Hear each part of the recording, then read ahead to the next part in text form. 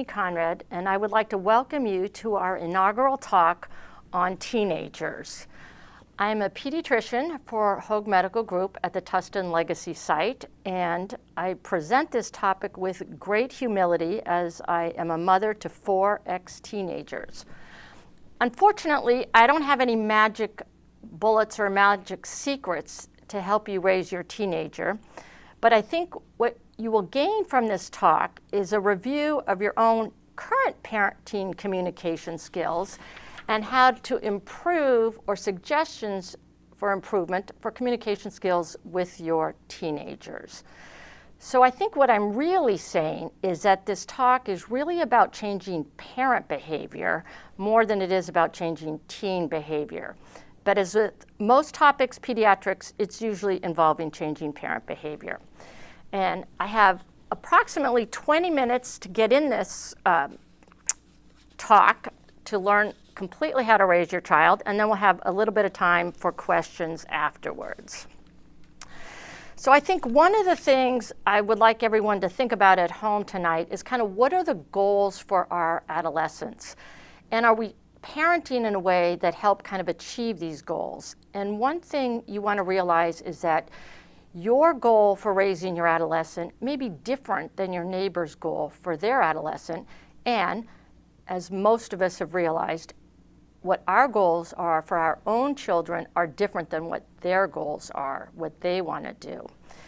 And I think this is a good opportunity to discuss with your adolescent what are their future goals, and realize the goals often change on a minute-to-minute basis in this age group. So in preparing for the talk, I decided to list some of the goals that I think are important for my child. Not everyone has to have the same, goals in their mind for their children. But for me, I felt like resiliency, sort of the ability to tolerate stresses and changes, things like pandemics, was important. A sense of self-sufficiency, being able to take care of themselves. Some people might think financial success, being rich, is a goal. Happiness, self-confidence, to be empathetic to others, honesty, being adventurous, wanting to do new experiences, travel to places, and being compassionate towards others. Now, notice that in my goals for my children, I do not mention any particular career path. I didn't tell my children that they had to go to a 4-year college, community college, whether they had to go to law school, medical school. In my mind, none of that was set. That was not important. My goals were kind of more along the lines of what kind of characteristics I wanted them to have. So I appreciate the fact that talking about goals is great, but how do we deal with all the teenage angst? I mean, it's nice to know what our goals are, but when they're having, meltdowns at 2 a.m., how do we deal with all that? And again, I think what we have to do is think about how are we parenting, how's our response? This is a powerful quote that I took from one of the studies, and I'll read it, but then we'll kind of explain it. Parental responses to adolescent emotional displays can provide implicit or explicit messages about the acceptability of particular emotions. So what we're saying is that how I respond when my teenager has angst is really telling my teenager whether his feelings are okay or not okay, and whether it's okay to have feelings, whether it's okay to be angry. And what I want to say is, feelings are feelings. They're not okay or not okay. That's not the same thing as behavior. So if my teenager comes in and is really upset and starts throwing dishes around the house, okay, the throwing dishes is not acceptable behavior, but kind of the feeling of the anger and, just these so much emotions that they have, the big feelings they have, that alone is okay. So a couple things on parenting styles and how we're coping with the kids' emotions. And you can think about, well, what are your own parenting styles? And I've kind of highlighted in yellow the correct answer. But it is, one we're going to use it in context of what if your teen comes home and she's really upset because her boyfriend broke up with her and she's just having a meltdown in the kitchen. You know, how do we respond to her? Just, it's the end of the world in your kitchen right at that moment.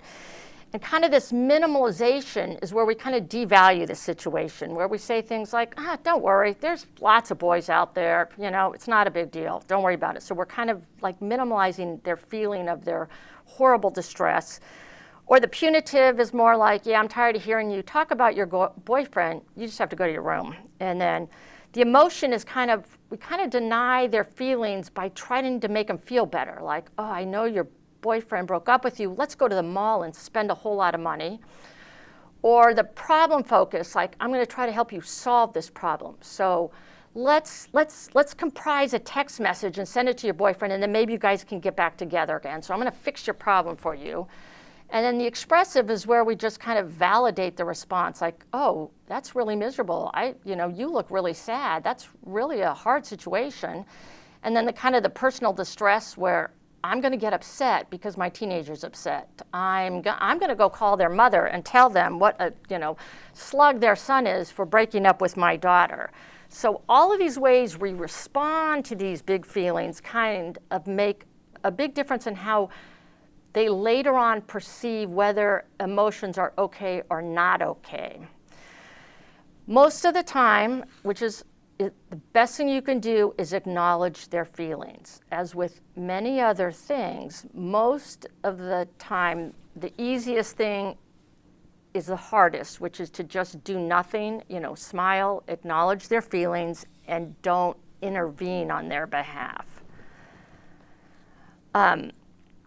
So we're going to kind of change this up a little bit and talk about kind of specific tips and how that relates to teenagers. One is try to eat dinner together as a family at least 3 or 4 nights a week. Now, it is hard with everybody's schedule, with practices, with homework. Often families will say, well, we don't see each other at dinner. Or my child has to do his homework, so he's going to go in his bedroom and he does his homework and eats dinner. But there's some studies that show that families that eat together have lower risk of drug abuse in children, and it really facilitates communication. When you sit down and have dinner with your teenager, the last thing they want you to say is, how was school today? Because the answer is going to be, it was fine, it was good, So try to come up with some questions that you can ask or some conversation starters, or there's lots of conversation starting games out there that you can buy to just start talking about anything with your teenager. It doesn't have to be, how was your math test? How's your physics homework? How's your physics project going? It can just be something about, what do you think about the situation in the Ukraine? What have you heard about it? Or anything like that. I think it's reasonable for all parents to know their children's friends' names. I guess, I don't know whether we're still allowed to call them friends at this age.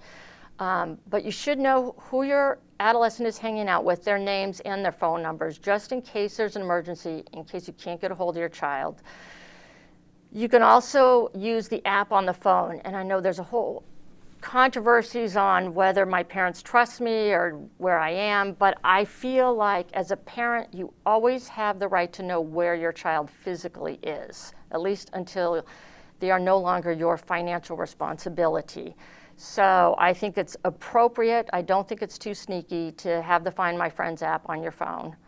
A couple little things I've learned from some of my own children is don't post pictures on your social media account of your adolescent without their explicit permission. That's a big no in the adolescent population. Don't even comment on it. Don't even give it a like. And the other thing, I know it's kind of random topics we're going around, but one is model good behavior. So a lot of times parents will say things like, well, we go to the dinner table and my son is always on their cell phone, and yet the parent is sitting there on the cell phone the entire time. Or my child just eats too much junk food, but yet the house is full of junk food and the parents are eating the junk food. Or I'm worried about my child getting in a car accident and the parent is blowing through stop signs. So just as when you have young children, with teenagers, you really want to model good behavior. A couple things you can do. I tell parents, let the adolescent use you as a scapegoat. For example, if sometimes the adolescents will text each other in the middle of the night. This is pretty common, so it wakes the adolescent up multiple times. So it's okay for the adolescent to say, hey, my mom has my cell phone at night, don't text me at night. Or my mom says I can't go there, or my mom will find out, or my mom will do a random, drug test. Whatever kind of out your child needs to have to get out of a sticky situation, let them use it and let them blame you. Because sometimes that makes a difference, so it doesn't look like the adolescent is always the one that's having to, say no to things or to kind of go against what their friends want. The other thing is kind of pick your battles. It's not a control issue. If your adolescent wants to dye their hair red or purple or shave their head, in the big scheme of things, it doesn't matter. There are things that matter, how to do the best you can in school, don't drink and drive. Some things are really important, but don't fight over little things because then you're just nitpicking, and the more you nitpick, they'll just ignore everything that you say. Another thing is the punishment should fit the crime, and a caveat to that is don't threaten things that you won't follow through on. So, for example, if you say to your teenager, if you come home after curfew tonight, I'm going to take your cell phone away for 2 years. Well, if they come home after curfew, you need to take their cell phone away for 2 years, or those are just empty threats, and they really do no one any benefit. Again, taking away a cell phone for one curfew, probably the punishment doesn't fit the crime. So don't threaten it if you're not going to follow through. And if you can't think right away, like if they come home and they're really late and maybe they smell like alcohol and you're just really angry, it is okay to just say, I'm really angry right now. We're going to talk about this tomorrow. And where I think our natural instinct is to, number one, want to deal with it right then, and number two, to just unload like crazy. In terms of something like that situation where the teenager comes home late and has alcohol on their breath, I think a very powerful thing to say to children is, I'm disappointed in you. Because you can scream and yell at them all they want, but the I'm disappointed in you kind of makes it clear that your feelings are what's driving this. And disappointment is a lot harder for kids to tolerate than I'm angry at you. The other thing that I did with my kids is, as they're leaving the house every night, I used to just say, make good choices. And everyone knows what that meant, just make good choices. You don't have to go on and on about don't drink and drive, don't text and drive, all this other stuff. Just try to make good choices. Another thing is try to spend as much time and concern on life skills as academics. I think as parents, we're always focusing on how many AP classes we're taking, what GPA we're getting, do we have a college counselor to help us write our essays? But I don't think we focus on life skills as much. I'm going to go back to some of that, and these are some of the skills. I was amazed when I realized that my 21-year-old did not know how to address an envelope correctly. And you would think that you'd learn that in 3rd grade, but, very few people actually write envelopes, write the addresses on envelopes and mail them. So it's one of those skills. Kids should know how to put gas in a car. Don't fill the car up every single time so they don't learn how to do these. For some people, these may seem like really obvious things, but, kids don't understand their insurance plans. They don't know how to write a check. They don't know how to check their credit report. So as you're going through life with your teenager, you don't have to sit down and have a whole lecture. We're talking about banking fees today. As you're going, taking money out of the ATM in the car, then you can talk about that. As you're driving, you talk about, what happens if your car breaks down? If you broke down right now, where would you take the car? Would you take it to the shoulder? Is it safe? That kind of thing. Let's see. Another thing is kind of the practical skills again, in preparation for the future, in whatever they are doing in the future. The kids should be doing their own laundry. I think they should be doing their own laundry by the time they're 14 for a lot of reasons. One is just personal responsibility. And again, parents will say to me, well, I don't have time. They don't have time. They have too many AP classes. But to me, that's part of when I'm working full time and I still have to cook and clean and do my own laundry. It's time management, and time management doesn't get any easier. In fact, looking back, most of us would probably say, oh, we had a lot more free time in high school and college than we do now. So this is just part of life skills. Another one is learning how to communicate with other people, your professors and your bosses, and kind of problem solving. I mean, this is a big thing. You don't want to always fix your child's problems. They need to learn how to deal with the problems, because they are going to go on, hopefully, and be on their own, be in an education or work situation where they're going to have to deal with some hard situations. Let's see. Oh, let me see. In the context of all this, I want you to be cautious about, don't go home tonight and say, oh my gosh, we are totally changing everything in our household. I'm having your cell phone in my room at night. You're never going to go out on, Monday through Friday, because it's also a time of a lot of angst for kids. And I just thought this was kind of an interesting slide. The number one cause of death in adolescence is accidents, like car accidents, texting and driving, drinking and driving, poor judgment, homicide, and suicide. So we also, in the context of this, we want to pay attention to kind of the emotional health of the adolescents too. And the easiest way I think you can do this is just to say, are you okay? And then in our last couple minutes, again, allow your adolescent to make mistakes and to learn from their mistakes. You don't have to fix all their problems. Making mistakes and growing from these mistakes is part of just kind of the growing up into adulthood process. And this is just a short video that my own son made on, when I asked him, I told him I was giving this talk, I said, hey, can you make me a little video on what do you think is important for parents to know? Hi, I'm Mark. I'm Dr. Conrad's son, and I think the most important thing when it came to how I was raised as a teenager is that I had a certain relationship with my parents where I could be open and honest with them about things happening in my life and activities happening in my life, and especially mistakes I was making in my life. I think, as a teenager and just as a person in general, a big part of life is making mistakes and learning from those mistakes, trying things and failing at things. I think as I grow older, I kind of realize that more, that is just an important part of life that you can't really shy away from. So I was really lucky enough to have parents who gave me the space in my own life to make mistakes and to talk about those mistakes with them and grow from those mistakes without being scared of being reprimanded.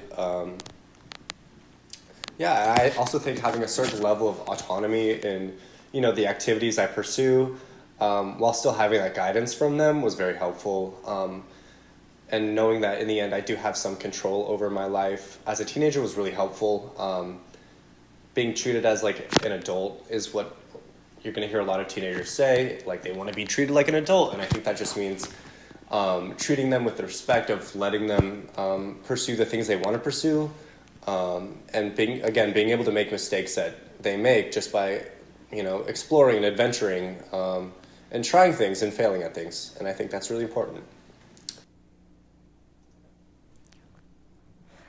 So to sum it up, in terms of teenagers, don't ever underestimate your influence or overestimate your control.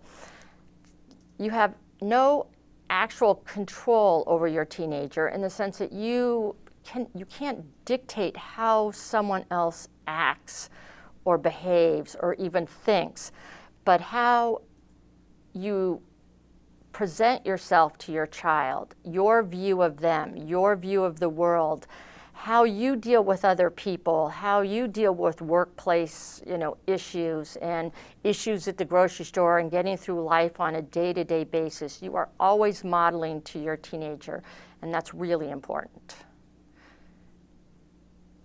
We'll see if we have any questions. Nope, I don't think so. My name's Amy Conrad. We really appreciate you coming and joining us for our teen inaugural lecture on trying to not really control your teenager. Thanks for joining us tonight.